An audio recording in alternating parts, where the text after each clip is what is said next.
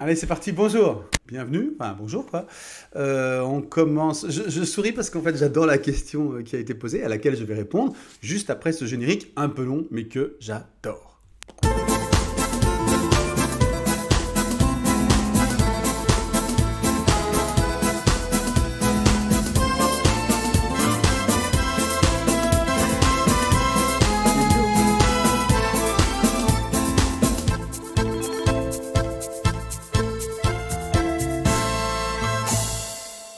Voilà, c'est trop top.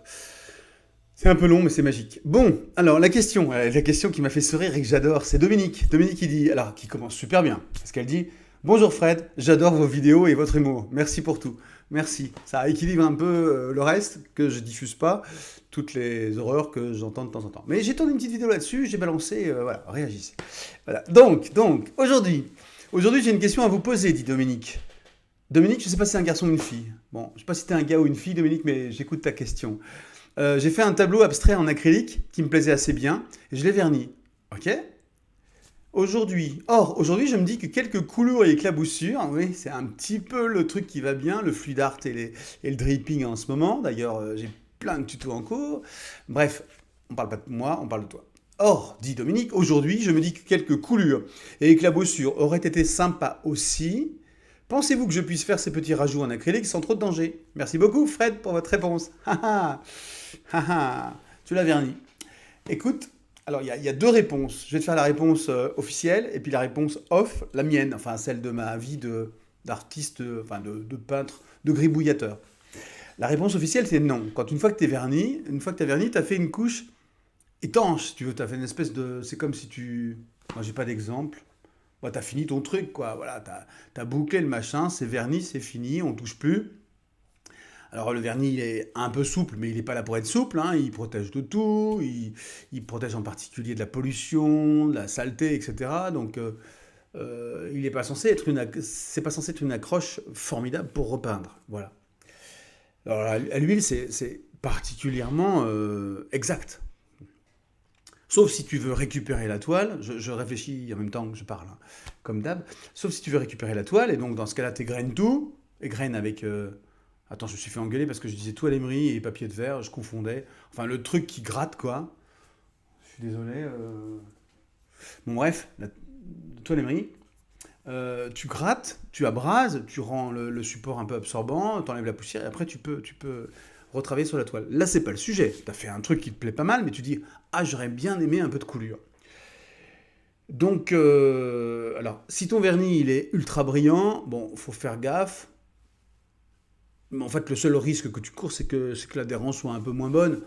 Mais si tu es dans l'univers de l'acrylique, si tu me promets, tu me jures et cracher que tu n'as pas à utiliser de technique mixte et que tu es vraiment que dans l'acrylique, il n'y a pas de problème. Chut, voilà, il n'y a pas de problème.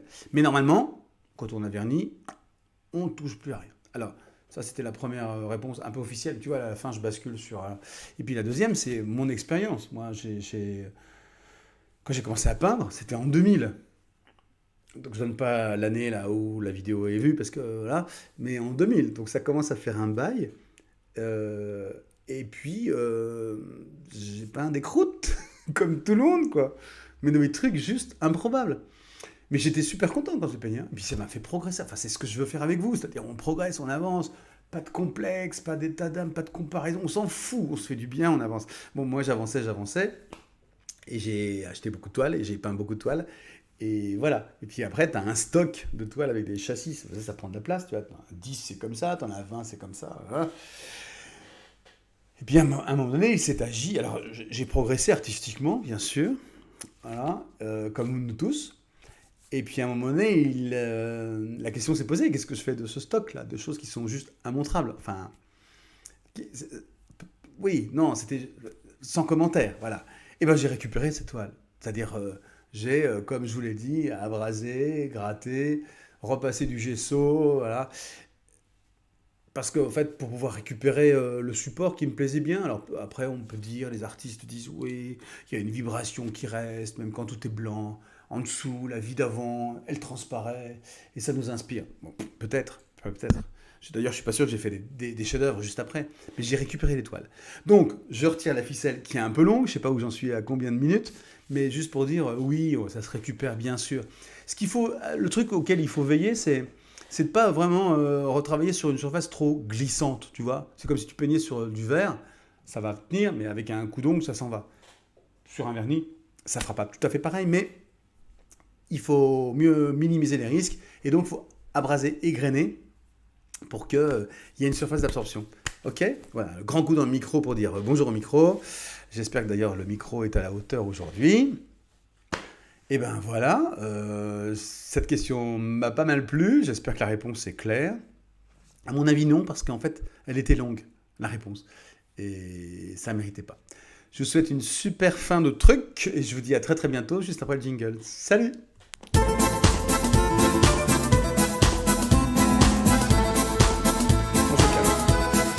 se calme. Respiration ventrale.